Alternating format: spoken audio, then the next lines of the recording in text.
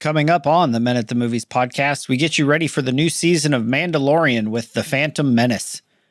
This movie shows the danger of unchecked hubris, whether we see it in Lucas, the Jedi Council, or even Obi-Wan. Honest and wise feedback matters. And in the duel between Darth Maul and Qui-Gon, Anakin's future is at stake. Are we prepared for these unknown battles that may determine the fate of the universe? Now this is podracing. Join us as we discover God's truth in this movie. The movies and stories we love are gateways to see ourselves and God in new ways.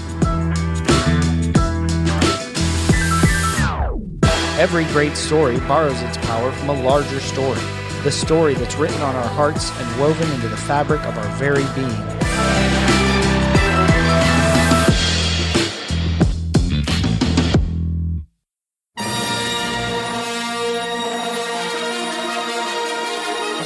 Hello and welcome to the Men at the Movies podcast. My name is Paul McDonald, and joining me from across the U.S. is Will and Grayson. Hey guys, how are you doing today? Doing good. We're excited. Big Star Wars fans over here, so we're pumped to get into it. Hello, boyos. So, this is going to be probably a controversial movie to talk about because we're talking about Star Wars. We're excited. I've been talking to Will and Grayson a lot over the last several weeks, and they said, hey, it was Grayson's idea, actually. He said, let's do the prequels. And so I said, okay. So I watched it and then started texting them, and I'm like, I got no clips. But let's see what we can do. And so I'm going to pick on Grayson first. Grayson, why are you so excited about this movie? Oh, man. Besides being a masterpiece in filmmaking, it just represents a piece of mine and Will's childhood. And I think, in order to look at yourself as a man, you got to look at where you came from. Such as maybe, spoiler alert, Darth Vader looks back on his life as young Anakin. So, I should have pulled up I should have grabbed that Weird Al song, set to American Pie. Maybe Vader someday later. Yeah, but it's got a touch of history, and I know it probably means less to you than it did to me and young William. But these movies sort of represented our generation of Star Wars in a unique way, a little more meme worthy, a little more comedy, but yeah. I still watch it every year, probably twice. And I just love it, man. I mean, if you can see past some of the other stuff, it's quite entertaining. Because it came out in 99. Correct. Which means you were what? How old?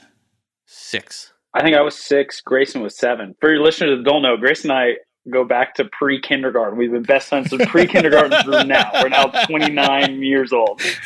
29. Grayson's turning 30 soon. And this was this was the film and Grayson had this famous basement growing up. And we've seen it in every phase of life. But this is the film we would put on as we fell asleep in the basement from the time we were 6 to, still, anytime we go over to his house, it's you want to put on Phantom Menace? Phantom Menace is the one, we keep going back to for whatever reason. And in a larger context, we have grown up and become men watching this film. We've watched it, like Grayson said, twice a year in every phase of our life thus far. And I think we will continue to do that. So for me, and both of us, we have a shared language that this film has generated, and it's based on the bad and the good within it. So it's, I love it all. I think it is a masterpiece for all its parts. During one of those Senate speeches is probably when you guys would fall asleep, right? I do like the way that Natalie Portman says committee. Yeah, right. Natalie Portman in this was actually like it was probably Attack of the Clones where I was like, oh my gosh, Natalie Portman. But this was the beginning of my love of Natalie Portman. Like she is up there for me. Natalie Portman awoke my soul as a 6-year-old. So Well, that's about the right age difference, because in this movie he's like 6 Exactly. and she's almost 20. So We have a chance. like when Anakin goes, "Are you an angel?" I felt that, That was also the question I wanted to ask as well. My wife Rachel, the only thing that she said while I was watching this for research purposes, she was sitting on the couch. I think Natalie like delivered a line or something, and she goes, "Is she supposed to be talking like that?" And I said, "Like what?" She goes, "So monotone." And I was like, maybe. I think she only got one take. Viceroy. The committee will decide, Viceroy. Like, it's all so monotone. Good grief. We're getting through the cough. You see what happens when you talk bad about Phantom Menace? You get force choked across the galaxy. Apparently Jar Jar overheard us and he's giving the force choke across the galaxy. Jar Jar the Sith Lord, right? Jar Jar is a Sith Lord, yes. That's a theory. Yeah, that's a theory. So expand on that theory, because Jar Jar appears anything but a competent Sith Lord in this movie. And we're not going to talk about the, are we going to talk about, really, we when we set this up, you guys were like, Paul gets to be the bad cop and you guys are going to be the good cop of defending this movie. You've got Jar Jar and you've got the Trade Federation people who feel very caricaturish, even for the 90s, with the accents and the behaviors and the stuff like that. And this movie took some hits for that. No diversity stuff. Oh no, it did. It definitely did. It's a product of its time. And I think kind of the most important film thing that came out of this was like, nobody told George Lucas no. He was on such a pedestal that everyone just assumed, oh yeah, he knows exactly what he's doing. He's going to get exactly what he wants. And if you look into the lore of the original trilogy, that was a true collaboration. By the time you get to the prequels, it's just George Lucas, who often has terrible ideas. One of his most famous being like, Carrie Fisher, you don't need a bra. There's no bras in space, right? Like that's one of the most famous, egregious things George Lucas has done. And then this movie has just leaves a trail of bad decisions that he made, where all it would have taken is someone to be like, "Hey George, how about this?" Which was happening constantly on the original trilogy. I mean, Carrie Fisher is no pushover. She was immediately like, "No, George, give me a bra," right? It happened pretty quickly. But that's kind of the beauty of Phantom Menace. It is an unchecked, singular vision from the master himself. So everything in this film is George Lucas. It's of George Lucas, and it's kind of what happens when someone has absolute power, which then circles back around to tie into what the actual messaging of Star Wars is. So I enjoy this film for its kind of meta, its meta interpretation that's happening. And it not only is the movie representative of certain things outside of the movie, it is advancing all sorts of ideas, whether negative or positive. I think George, just as an artist, was doing what we all do, which is kind of creating using what we know and what's around us. And a lot of the original trilogy was about his young life as someone who thought he was, meant for more, and that there was more out there, and about adventure and love. And then when he started writing Phantom Menace, I think he had like a 4 and a 7-year-old or something like that. So there, there's a lot of people who think that he added a lot of the slapstick in the characters just because he was like, well, my kids are 4 and 7 and I'm going to make a movie for kids. Well, and that's what a lot of the humor is directed at that, as you guys were in that 4 to 7 range when you first saw the movie. I still didn't laugh at Icky Jew though. That didn't get me. But it is hard. If you put yourself in that youthful mindset, and it's hard for the original trilogy, people who grew up on that, to imagine Jar Jar being well received 100%. And in our brains, I loved Jar Jar Binks. I had Jar Jar Binks action figures. There was no part of me that thought that was detracting from the world of Star Wars. That just was my Star Wars.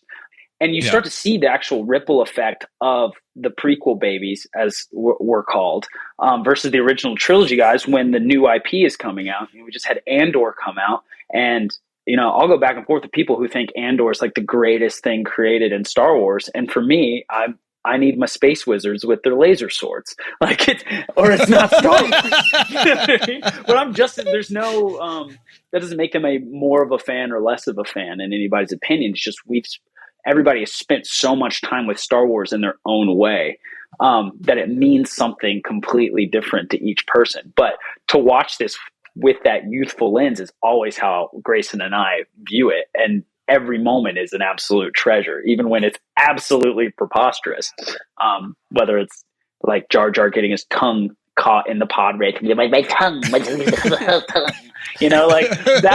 still like one of my favorite Star Wars moments is this silly Gungan getting into trouble. So, Paul, did you see this in the theater?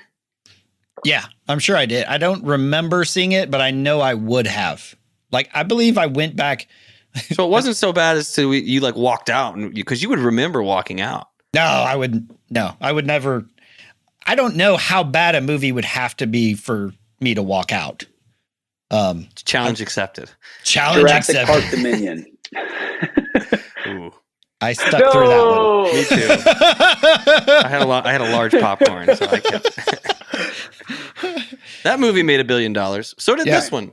Yeah, and I mean, we are talking about success on a scale. I mean, this is the lowest rated by Rotten Tomatoes of the Star Wars 9, 10, I guess, if you include Rogue One. Although that doesn't have your space wizards, Will. What? It's the lowest? Yeah, 51% on Rotten Tomatoes, below The Rise of Skywalker. But just barely. That's at 52. But still, I mean, when you look at it, 50... there's been movies we've done on this podcast that were much lower. We're talking scores in the 20s in the Rotten Tomatoes. So we're talking when I talk about the terrible movie or the characters or the direction that Natalie Portman got to be completely monotone in every interaction. It's like, try to be as least dynamic as possible. Because apparently angels have no emotions either for Anakin. So, but the interesting thing I think that I want to kind of touch on is for you guys, when you see this movie twice a year, my guess is it transports you back to Grayson's basement, like in your hearts, right? Yes, there's a home within Star Wars for us, and especially this film. This is like familiar. It helps me escape. It's exactly like you said. It does transport us right there. And even within that, I think like viewing it with that youthful mindset, I think what's cool about this film is there is so many layers underneath that are quite advanced happening at the same time. It's just these key moments that like take us out that we think it's bad, but the lore, the Star Wars underneath it is very pure and very true Star Wars. I like to think of Star Wars as like a language that people speak, and you either speak it or you don't. And it can come in like, there can be all sorts of different accents. You know, you can be from Mexico and speak Spanish and speak a different type of Spanish than if you are from Spain, right? But there is a core level and a core set of principles underneath it. And this movie really does hit on those in a lot of different ways. And I think that is what transports me back. The same way some of the books that I'll read of Star Wars don't really do that in the same way. Some books that are completely new are so Star Wars, they do the same thing. And it has this transitory effect where it's just like, oh yeah, I'm relaxed. I'm in my Star Wars space. I'm in a galaxy far, far away. And it's kind of one of my happy places. One of the major criticisms of this film as well is the pod racing scene. I think people got Why would you criticize that? Well, okay, here's part of the layers of that. Yeah, I mean, Is it a lot of kind of 1999 early ages CGI and some double-headed announcer going, "Ooh, that's gotta hurt"? But the sound design of the pods themselves is absolutely astonishing and incredible. And if you've never heard that on like a surround sound system, or if they have spatial audio now, you can turn that on if you have like Air Maxes or AirPods. I mean, it's incredible what they were able to do as a sound design team. So that's one of the layers. And I think, maybe for me, because I love that stuff, and that's kind of a passion of mine. But also I think in our culture as well, and Will can probably back this up, some of the sound design in Star Wars, whether it's the original trilogy or the prequels, is really loved by a lot of the fans who kind of go a little deeper. Star Wars has always functioned as an IP that would move the technology forward. And this movie is completely participating in that, and should be celebrated as such. Whether it's the fight choreography, we haven't seen fight choreography like that in a very long time, much less thrust into a fantasy sci-fi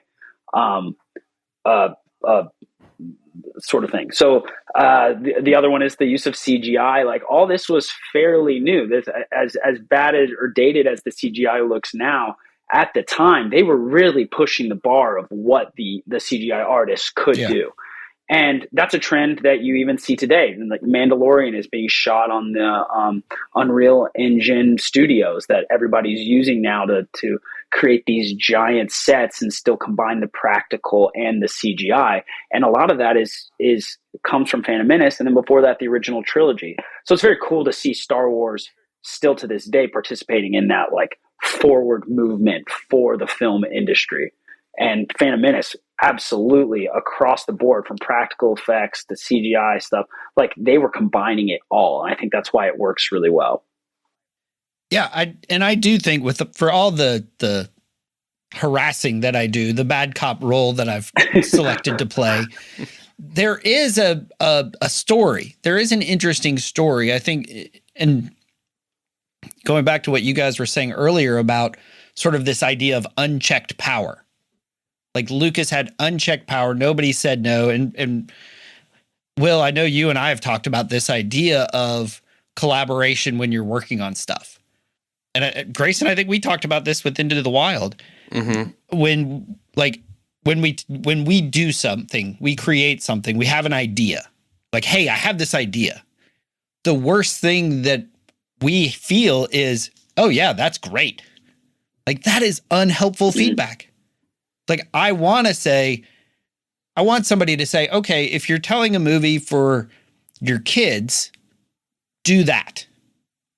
If you're trying to tell this other story, do that. But what we get, the result here, is this mixed juvenile humor from one lane, and you've got politics on the other that likely the 7-year-olds that's where you fall asleep, right? When she's pleading with the courts, the Senate. Like, that's the importance of having that honest feedback to kind of have the checks and balances with the power. Like, you can't tell anybody, sure, go ahead. And it doesn't matter if you're making movies, making songs, writing books, being a father, being a husband. If you're just doing this off of sort of what you think is your best move, your best play, you're probably going to end up creating a mishmash like Phantom Menace. Whereas if you have people around you to say, hey, I'm not sure that's a good idea, or to say that is a good idea, but I don't think this is the best time for you to pursue that. Like, I had somebody tell me that just recently. He's like, no, you need to focus on your book, put this other idea. It's a good idea, but not yet. And having those voices in your life is really important. And I think this movie could have been really good because we are talking about the origin story of Darth Vader, which should be awesome. I mean, if we can tell an origin story about the Joker, then Darth Vader should be a layup, right? Yeah, I think that if this movie were attempted now, you probably would find they would have selected different ages. For Anakin and Padme, most likely. Mostly for range, I think. I think it's tough to get a kid that young who you spend so long finding the kid who looks a certain part. Yeah. And Jake Lloyd, bless his heart, I mean, he was doing everything he could. And I feel like in a way, this movie really did kind of change the trajectory of his life. And I feel for him because he has a hard time talking about it now. So I think that maybe there were some errors in casting as well that could have changed it. But it was made. It is what it is. And I think you are onto something. Maybe someone should have been like, hey, George, can you clarify this trade dispute for me and how it relates to, meeting Jar Jar Binks and all this stuff? But at the same time, he was sort of let loose. I think it'd be interesting to ask him about it now if he could, because he's gone back through and they've done a few partial corrections. I don't think any storyline corrections, but they tried to do Puppet Yoda, and then he went back and then put CGI Yoda because CGI Yoda is sort of prequel Yoda. Yeah. Things like that. So he's never one to be like, I did this, so therefore it's right. But I think in the process he can get a little lost and not have the type of people around you that you're talking about that can be like, hey, this is good, but why don't you take another look at this? I think it's beautifully complicated because George had so many good ideas in there. The pod racing is so cool. And so within that, I'm sure it was impossible for, a production designer or a script supervisor, someone to come in and discern what ideas were going to be good and what were going to be bad, because you had this original trilogy that 20 years ago, nobody would throw any money at. And it was George who was at the front of that thing, pushing it. Yeah. So yeah, there needed to be, there are people who didn't want C-3PO in the original thing, and George had to fight for that, right? There's all sorts of these stories where George is the hero of that situation, and he just became all powerful. I don't think there was a situation where Phantom Menace was going to turn out any other way. Where everything we say is Captain Hindsight. A lot of people think the first Phantom Menace should have started the last 30 minutes of the Phantom Menace should have been the first 30 minutes of the first one, and then watch Anakin at the temple where we actually got to see the origin story. But there is something I think delightful about seeing young Anakin still pure that makes Revenge of the Sith pay off. Now, within that framework, that dialogue absolutely needed to be fixed. But in modern filmmaking, we're still dealing with that problem. This new you know what I mean? This is not an exclusive to George that he had bad dialogue in a sci-fi film. That's one of the critiques of both Avatar films that are now out. It's the dialogue's terrible, right? So that problem still hasn't been solved in our sci-fi genre of what to say and what comes out is not cheesy. Now, it's definitely not, are you an angel? But, which is wait, we have angels in the galaxy far, far away. Okay. So somebody should have on the moons of asked questions. But I think what an impossible question to ask from the actual creator of this entire thing and the guy who moved mountains to bring us this universe. And that continued through the entire prequel trilogy. But it's not even a shame. It's just what is. And if you love Star Wars, then the amount of joy that that weirdness has brought is so valuable. Whether it's memes, whether it's watching with your buddy and turning and saying "Semolma" or whatever line is whatever line that you think is preposterous, it is Star Wars because the guy who put it in there, the weirdness is that world. I think the problem we would run into today is they would try and make it too much like something else, and because these characters are there operating within their own universe, that's what makes it Star Wars. And by trying to copy or put modern sensibilities onto it, that's not the universe. We're in a galaxy far, far away. It shouldn't feel like America, even though sometimes it does. But that's not the purpose of it at all. All right, so I have two different thoughts. The first is when you take big swings, sometimes there are misses, right? And when you're engaging in any creative thing, sometimes it's not going to be perfect. Sometimes it's not going to work out right because you're trying something new. And what the danger is, and I think what we see in the sequel trilogy is almost an over adherence to the structure of the original trilogy. It's like, oh, well, let's hit all the same beats, and then that formula will work. So Mark Twain has this quote that tradition is not wearing your grandfather's hat. It's buying a new one like he did. And I think whether in a lot of these movies, whether they're sequels or prequels, any successful original movie that's success, whether it's Hangover and then the subsequent sequels or any one that you can come up with. The challenge is you try to do the same thing, but it never works out the same. And when you try something new, then you get kind of screwed as well. It's like you can't win because you're either repeating what worked before or it's not close enough to it. And it's a difficult balance that I'm not sure you can even find a balance. Yeah, and then you talk about the big swing that meant a lot to me. I actually just mentioned to Will earlier today, I have taken a few months off from my Muay Thai training, and I just got back into it. I go in there and I'm on a small scale, right? I don't really expect to be doing much, and no one's watching me in a cage on a massive scale. So when I take a big swing in there and miss and then get popped in the face, I don't really fall that hard. But if you're on that bigger scale, like George was, I mean, I think regardless of how hard you swing, and even if you've trained that punch over and over and over again, and you've vetted the script, it's, you're broadcasting to such a wide audience that some people are not going to like it, and some people really are. And I think you just have to, especially as a creator, understand that's going to happen and hold dear to the people who do love it, but also understand the criticisms that you get, and then just use that as energy and fuel for the fire. Well, it's a crazy film to have such childlike stuff, and then this advanced political plot that I'm still just now figuring out.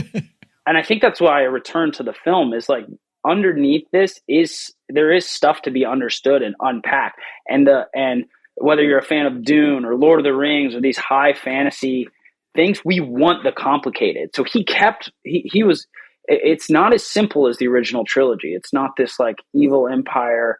You're watching the origins of that happening, and they're beautifully political and beautifully complicated in a very Star Wars way. There just happens to be this like overlayer. I like to think of it as like a cake. Like the inside of this Phantom Menace cake is the nicest ingredients ever, and it's gluten free, and it's from a fancy bakery. And then for whatever reason, we put like standard Harris Teeter icing on the top of it, synthetic vanilla all over the top.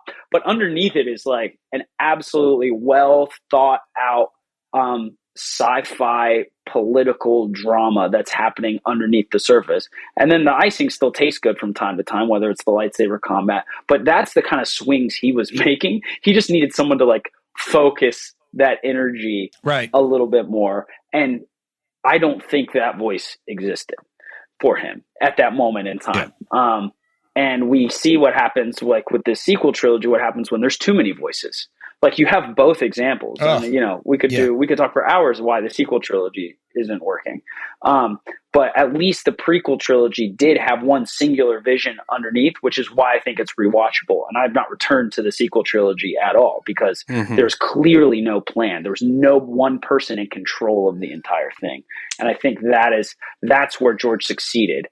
And his failures are just are the first things you taste. The successes are buried underneath all of that. We know where we're going with the end of this, with the Revenge of the Sith. Anakin breaks bad. And I think is a great scene. But so in order for Anakin to break bad 2 movies from now, part of what he has to suffer through is that sort of that separation from his mother as a problem, so that when he returns in 2 movies, then it's a devastating event that she dies in his arms, basically, and he's too late to save her. like you mentioned, the core of the story is there if you can see it and pull it out. And I'm pretty sure if George heard what you guys were saying about the movie, how much it meant, the memories, your fun enjoyment surrounding this, like he's like, this is a successful creation. It's like this movie is successful because of your experience of it. Yeah, and I think you bring up a good point. Like Anakin has mommy issues, but he also sort of has new daddy issues as well. As Qui-Gon starts to take that father figure, he shows interest. He trusts in him. He believes in him. He understands he's talented. And then in the end, I mean, he ends up being told he's going to be raised by what is essentially like his stepbrother that wasn't really thrilled at the idea in the first place. And that's an interesting dynamic because Anakin immediately goes from, oh man, Qui-Gon is this Jedi master. He's so interesting. He has a vested interest in me. He's teaching me things. Boom, he's gone.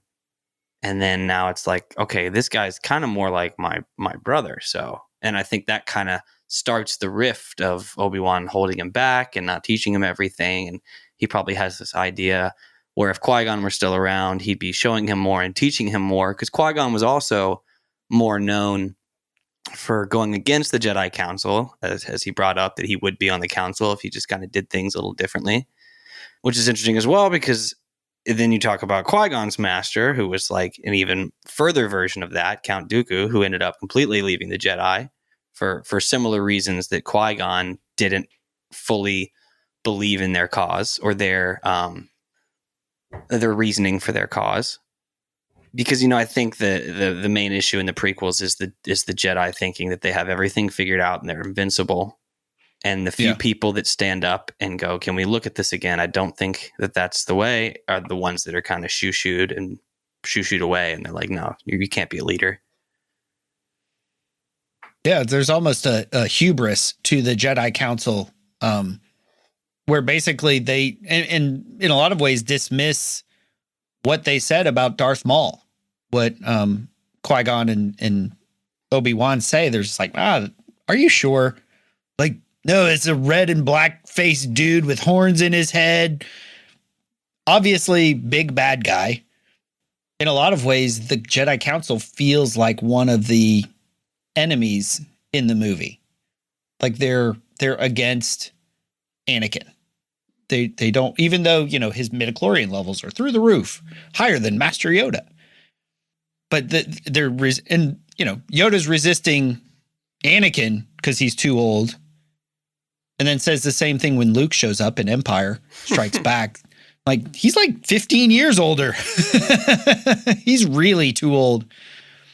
But there's a connection. I'm seeing a connection between sort of the way that, like you were saying, Will, that there was all these good ideas that Lucas had, and there was no one to say, to sort of fine tune them, to check them, to direct, to focus it a little more. And it's the same thing that's reflected in the Jedi Council. Like, they think they're the all-knowing end all be all, but we know that in a couple movies, like, he does bring balance to the Force. It just wasn't the balance you thought it would be. And I think Lucas was caught between being loyal to his original idea and then introducing new things. I think that's why you get Jake Lloyd cast as Anakin, because the Jedi historically and everything we'd known about them up to that point were supposed to take babies, right? It wasn't supposed to be anybody older than 2 or 3 years old kind of thing when they displayed. So I feel like he was trying to honor that. If Anakin's too old, there's just absolutely no way the Jedi Council is going to take him. So he's honoring that main point, but then also introducing midichlorians into it, which is like retconning the whole point of the Force. If you can measure the Force, okay, now everyone's got like a Dragon Ball Z power level. So that would have been like a question. Hopefully, he would have been asked, but there was no one to speak that Star Wars language yet because it hadn't been established. So they're like, "Oh, cool, midichlorians. This is going to be huge. This is going to be a great thing for Star Wars." One of the things you see like that has been changed in retcon is like how lightsabers got their color. and the colors used to have meaning, and they were attached to whether you were a consular or a sentinel, and there were multiple crystals within the lightsaber. And Disney got rid of that. They're like, it's all the same, it's all the kyber crystal, and that's just how it goes. There's all these just different kyber crystals, and a red lightsaber is a corrupted kyber crystal. I disagree with that. I think we should protect Star Wars for what it is, because I disagree with the midichlorian choices in this movie. I disagree when they really try and like explain more of this high fantasy concept. It is science. It's high fantasy. It's not even sci-fi. It's high fantasy is what we're watching. And the more we like depart or try and explain Star Wars away, the further it's crumbling. And you're kind of seeing that the more like stuff that gets fleshed out, whether in the new Disney IP. But the beginnings of that is this midichlorian thing. It is like rooted in George's choice to try and further explain the Force, which is representative of this thing we feel it like. Star Wars is a religion for a lot of people in a lot of ways, or it's a way to approach religion and a way of thinking about the spirit that permeates all things. Luminous beings are we, not this crude matter. It's like what Yoda says in the original trilogy. And then to just dismiss it as science for like, oh, midichlorians right here, goes against everything Star Wars stand for. But that's the first moment. That's the first moment you see that departure from what Star Wars is. And certain people throughout the various IP have continued that tradition of trying to make it sci-fi when it's high fantasy. Yeah, because I think most of the viewers, they've already suspended at disbelief. I mean, there's no sound in space, but how boring would it be if you didn't have all the awesome spaceship and laser and explosion sounds? Right. So we've gone that far. Yeah, no need to explain midichlorians. You're right. And then, yeah, I mean, you saw that critique with like the sequel trilogy. It's like, oh yeah, it wouldn't, the hyperspace thing, would it work? I'm like, I don't need this explained. This just needs to be an enjoyable world to escape to, and it's high fantasy. And the more that people try and explain even characters, like even the Boba Fett spinoff or any of this, the more we try and like explain it, the more it loses its magic. And I identify that the midichlorian is the moment that Star Wars started to lose its magic a little bit, and the younger audiences needed explaining why are the Jedi like this? Why do they do this? And then because if you follow that line of logic, all of a sudden you're like, wait, the Jedi are really, really bad. They're like kidnapping kids from their parents. It's Right? like it doesn't have our modern rules. This world does not have our modern rules. It has it speaks a different language, and you have to know the spots to ignore, and you have to know the spots to extrapolate on. And the more content that gets out, the more confusing those lines get. But yeah, midichlorians, boo. I try to ignore it. That's the part that I close my eyes and go to sleep on, actually. I want to go to talk about my favorite part of the movie, which was basically the duel of the fates, the music and the lightsaber fighting. And it's interesting that you brought that up, Will. I didn't notice the advancing of the dueling of the lightsaber fights. But when you think about it, in the original trilogy, there's not a lot of actual, movement. There's not a lot of dueling in the fights. They're just sort of, and then somebody gets hit. And in this one, it is much more, I don't know what word you'd want to use. There's a lot more action. There's a lot more movement. There's a lot more flips and turns, and it's much more dynamic. And I mean, Darth Maul is a great bad guy. Looks like a bad guy. We know from the movie. I'm sure you guys know a ton of actual backstory and stuff, but not a lot of backstory. He just appears.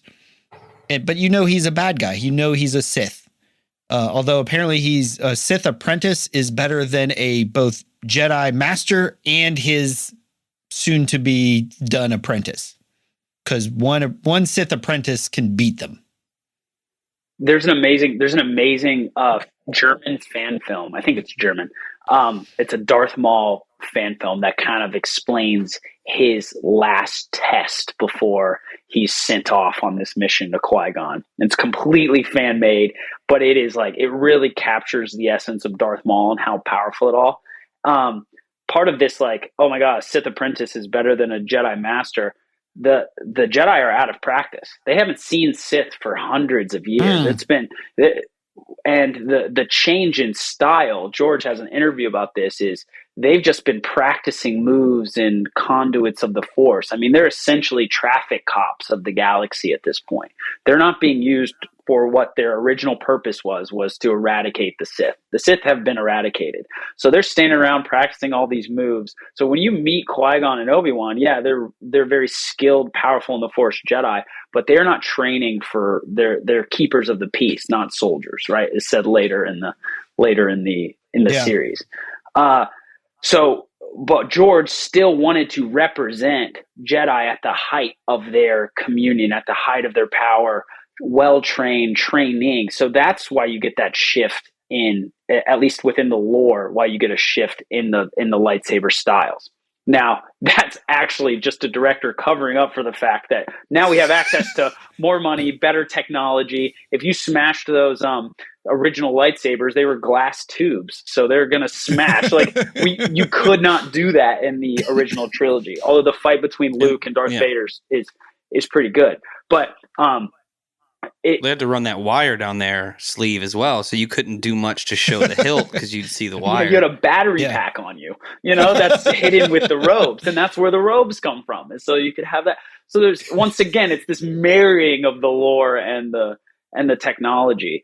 But I think what captured a lot of people and what really furthered, what put Star Wars in terms of furthering the filmmaking was the fight choreography. I mean, there's videos of Grayson and I that we have of us creating our own athletic lightsaber fights. That to me is the most fantastic part of Phantom Menace, is that duel of fates, but you're getting to see Sith and Jedi fight. And that's why to me, Star Wars is the Space Wizards. That is why I'm here. I'm here for the Jedi and the Sith dueling. And I want to see absolutely amazingly choreographed fights. Those go hand in hand with Star Wars. Even the ones from the original trilogy. That is amazing lightsaber combat, given the limitations put on the actors and the fight choreographers.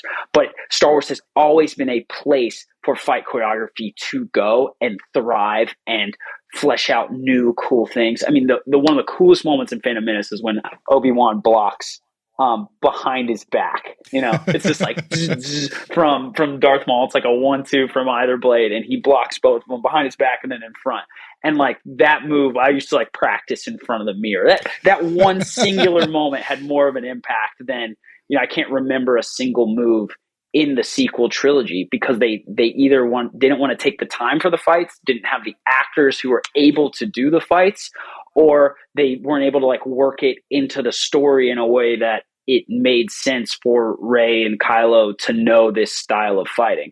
But I thought, what a missed opportunity there, because at the core of Star Wars is furthering the fight choreography, furthering the art of combat within that, to the point where there's 9 different lightsaber styles, and they're all represented all over the place. And then in the sequel trilogy, we just get this hodgepodge of okay, that's kind of form 7, that's kind of form this. But if you are a diehard Star Wars fan, you know all 9 forms. And I like what Will said, my Star Wars there, because while I do love the Space Wizards and the Jedis and the fight choreography, Ray Park, who does Darth Maul, did a fantastic job. And probably was the trampoline for a lot of these people who were just stuntmen to get into stunt coordination and then start directing films where most of the work is stunt work. But I would kill to have a walk and talk Star Wars Senate 30-minute TV show written by Aaron Sorkin. I'd kill for that. I would love that. Just do the West Wing, but make it the Star Wars Senate. I would love that. I'm there for that as well.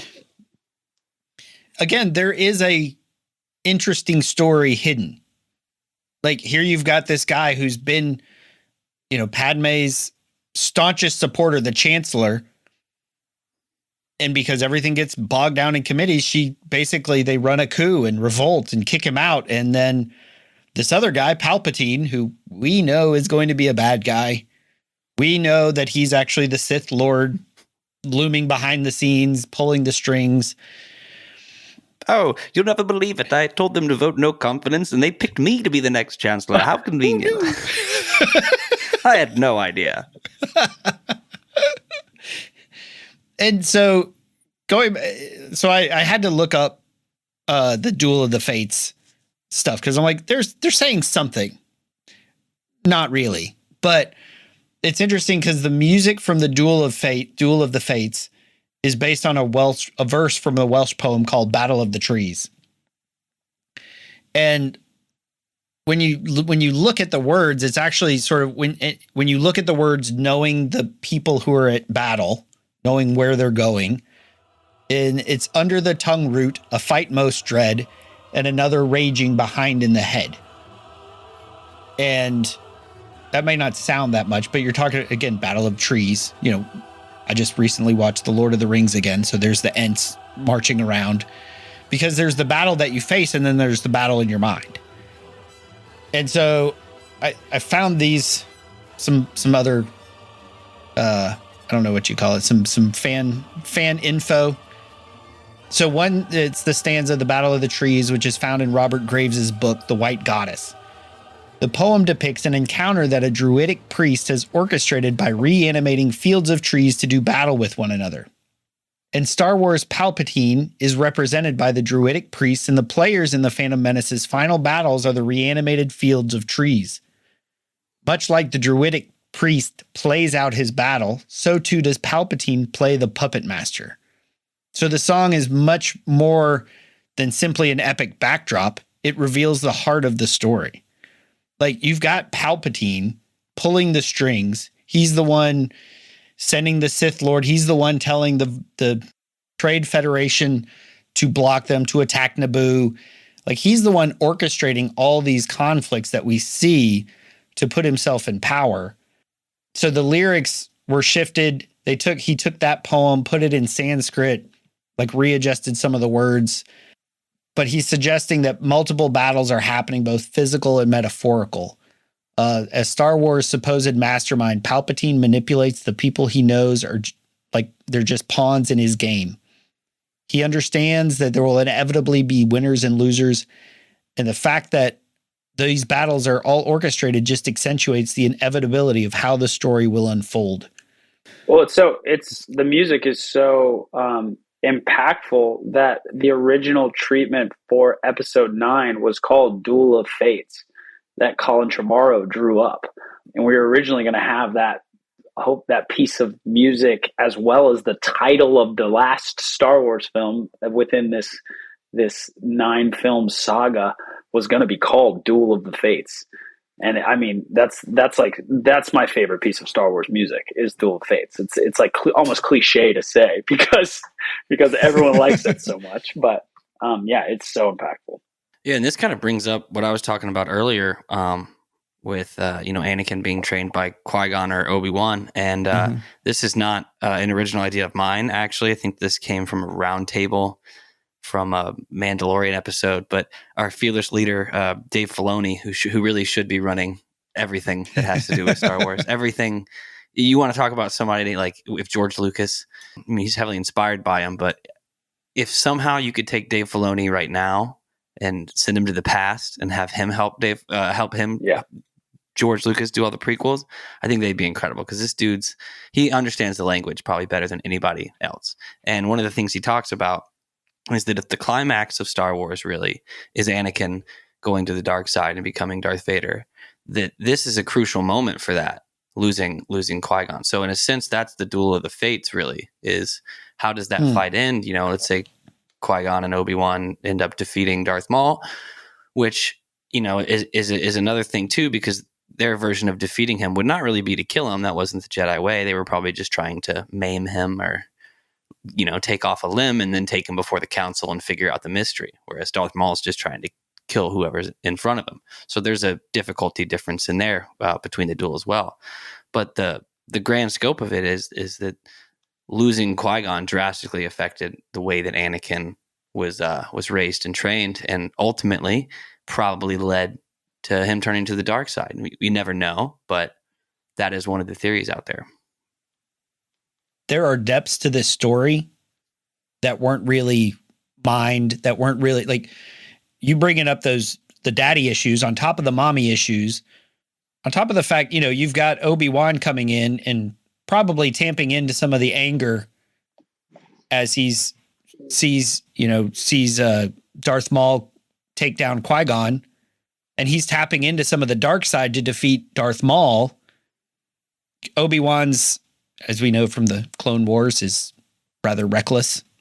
And you're taking Obi-Wan, who's just basically, okay, well, your master's dead, so now you're no longer an apprentice. That's what it took for you to graduate. Mm-hmm. And now you're going to apprentice the most important Jedi ever.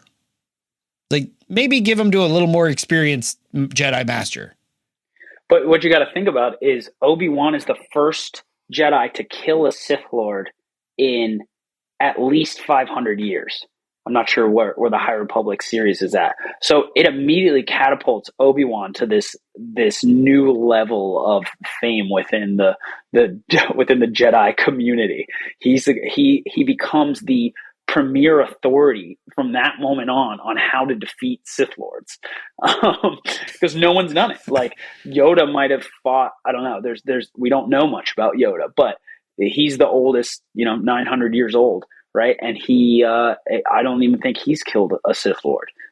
Don't they say it's been a millennium? I think they say it's been a millennium, which is like 1,000 years. Yeah, it's been 1,000 years. So yeah, Obi-Wan becomes the premier authority on how to dispatch a Sith Lord who took down Qui-Gon, who was no joke. Like Qui-Gon that, and what Grayson said is very cool about Duel of the Fates. It really is about, it comes down to Qui-Gon's death. Like that character is so central to which direction this prophecy is going to go, whether it's a dark prophecy or a good prophecy. And his death is the first step towards it going south and dark. But there is a little bit of Obi-Wan's path is set because he garners all this fame and there's a price to be paid where he now thinks, oh, I killed a Sith Lord, I can take on this. I'll raise it. I was there. It's Qui-Gon's wishes. Qui-Gon's like my dad. I'm going to take care of this guy. I'm just stepping into that responsibility as a Jedi now, as a full-fledged Jedi Knight, not just an apprentice. But he's way more than that. He's done what no one has done for 1,000 years, and that still means something. I think that towards the end too, I think Qui-Gon maybe felt that was how it was going to play out. He was known for really being able to tap into the living force and a bit of that foresight as well. And I think that scene where the red laser doors shut and block Darth Maul from Qui-Gon, and then Obi-Wan stuck all the way at the front, and Qui-Gon just kind of sits down and quiets his mind. Part of me thinks that right then and there, he's kind of getting the sense that it's probably going to be the it for him. Like that's probably the end, and then it's going to be up to Obi-Wan. So, yeah, I don't know. I really love him. He's probably one of my favorite Star Wars characters of all time. So I got a soft spot for Qui-Gon. I know, too soon. Right. He was like, what? He couldn't have made it halfway through the next one. And that's what some people's frustrations with Phantom Menace is. You lose the two coolest characters in this. It would have been very nice to see Qui-Gon at least make it into the second movie. It would have been nice to see Darth Maul make it into the second movie. So much so they bring him back for all these spin-off things, and right, which is very Star Wars. No one's ever gone. Right? No one ever dies. Right. And even Qui-Gon's been brought back now. He somehow learned one of his last missions was learning how to become a Force Ghost. So they found uses for them, but that is largely because of fan backlash. And that's like one of the critiques of the movie. Like, you killed the two most interesting figures within there that we wanted to know more about. I think one of the interesting things that you brought up, Will, was about that idea that they were sort of unprepared to fight a Sith Lord because they hadn't fought one ever. Like, it's one thing to practice duels against, each other. But when you're actually fighting, it's very different. Just like Grayson was talking about the Muay Thai. it's one thing to do, kickboxing cardio, but that doesn't really prepare you to grapple in the ring. And that's, again, there's so much to this movie, I think, that wasn't tapped into, that it feels like a miss, that we watched this, I watched this, and I was like, oh man, we could have had this, we could have really delved into these concepts, but because you tried to pack so much in, that nothing gets really fleshed out as well as I think we would like it to. Mm-hmm.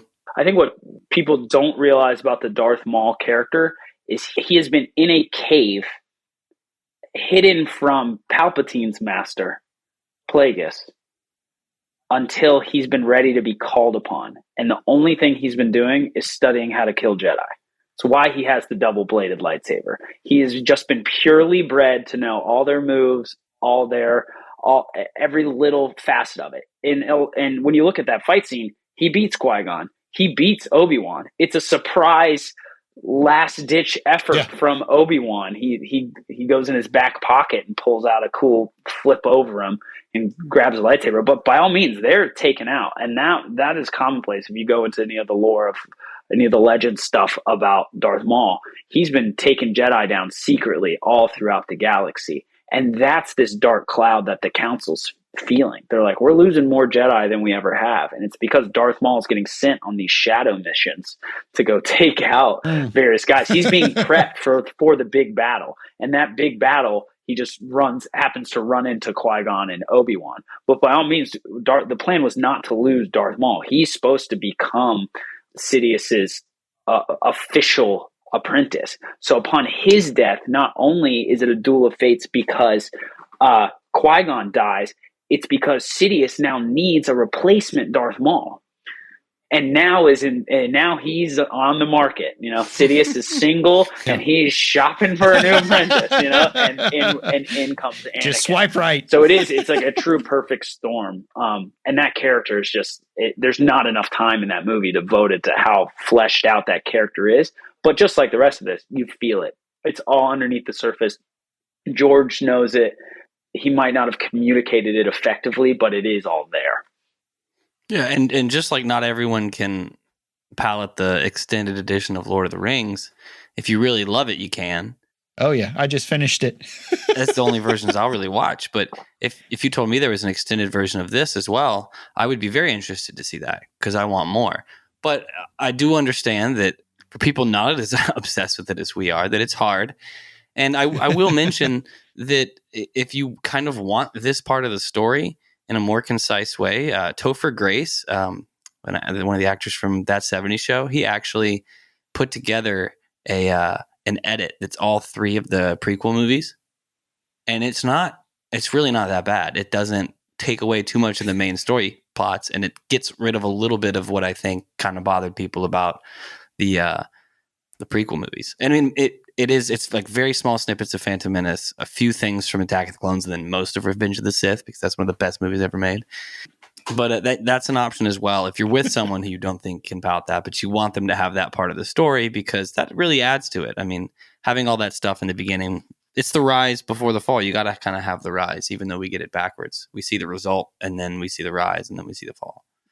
Sort of my takeaway from this is the danger of hubris, the danger of sort of unchecked, desire, whether that's with, the Jedi Council thinking that they ruled over all and sort of taking the mindset that there was no danger. And so they were unprepared when it appeared. Even the danger of just letting somebody have this, of going rampant control over this. I was like, oh yeah, this was pretty good, but it could have been better if more voices, if more collaboration, if somebody had sort of checked and focused and helped, from our humble opinion, to criticize a little bit of George Lucas. So this has been great and enjoyable and super fun. We'll come back and do the next ones here at some point. Oh man, I hope you pull the audio from that awkward fire scene.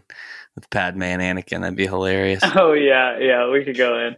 I don't like Attack of the Clones as much as I do Phantom Menace. I agree. I think that's one I don't watch. I watch 1, 3, and 5. That's the ones I watch.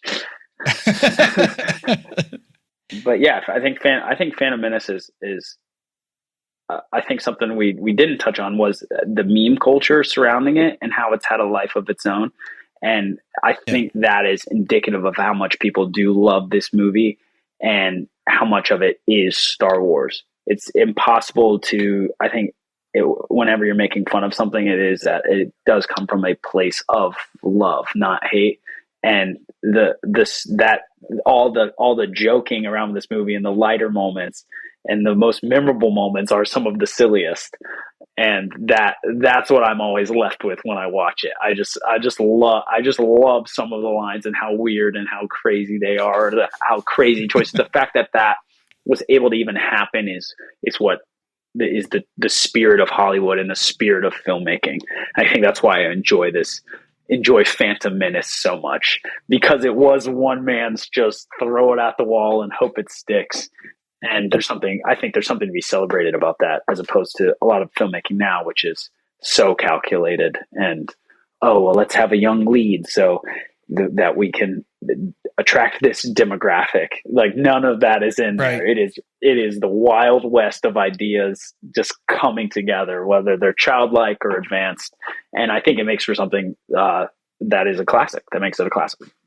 Rotten Tomatoes can do everything they want. The scope of Star Wars still will outshine anything they could ever have an opinion on. So its reach and its ability to inspire people is way more valuable than any sort of rating or criticism you could levy against it. But it was funny watching the sequel trilogy, which made me put myself in the place of the original trilogy fans watching the prequels.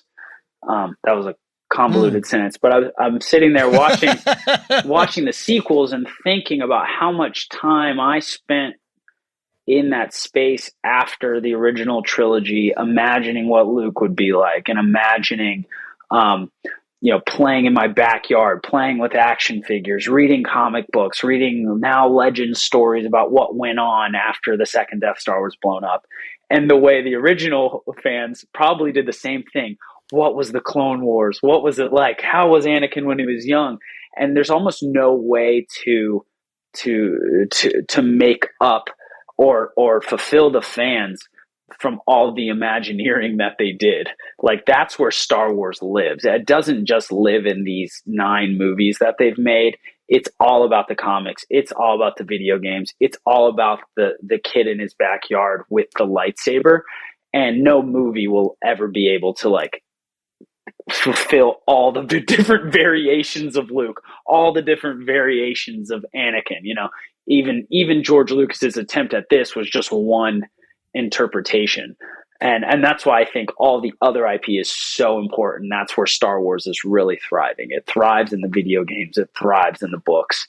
And that's where it will, I think, continue to live on, because sometimes they take one of these characters and you're like, that is not at all what I did for 12 years in my backyard. That's not how I envision this. But it's just nice to have that galaxy far, far away to return to in whatever capacity. I'm not one of those fans that is like sounding the war drums because one of the films was bad. I'll see any Star Wars content. I watch it all, whether I like it or dislike it. I'm just happy it's there. So, well, in 20 years from now, Paul, you can have Will's little niece on who's obsessed with Rey, and you guys can be the bad cops and she can be the good cop. Exactly. Literally, we're going to be Rise of Skywalker was really the worst. We'll be talking to Grace and I will be talking to our kids and our nieces and nephews about no, BB-8's dumb. Here's why BB-8 is dumb or whatever. And they're not going to be able to hear it. That's Star Wars for them. And when I just got back from Disney World with my nieces and we went on a hunt for Rey. And Rey means so much to them, the way Darth Maul meant a ton to me, or Qui-Gon, or Jar Jar Binks. You can say oh, Rey is underwritten, or all the critiques you want, But for some kids out there, that's Star Wars, and they're getting lost in a galaxy far, far away. And that's the most important thing, because as Grayson can attest, both of us have relied on Star Wars to get through tough times. We've used Star Wars to accentuate happy times. It's more of a lifestyle and a language you speak, as opposed to just 9 films.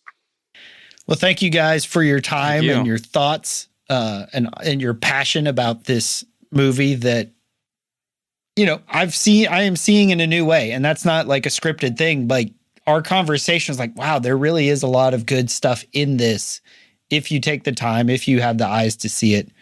And so I appreciate you guys sharing your passion. Go watch it again, Paul. Today. go. Yeah, go cue it up. Perspective, Paul. Come on. This movie's awesome.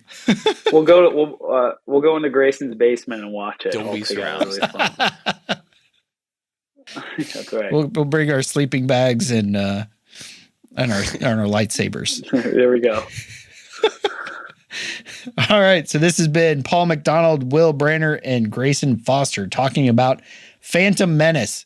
Give it another try. So I hope you guys enjoyed it, and I hope you join us next time here on the Men at the Movies podcast. Something inside has been awakened. I can no longer be who I was before. But if I am no longer who I was, who am I to be?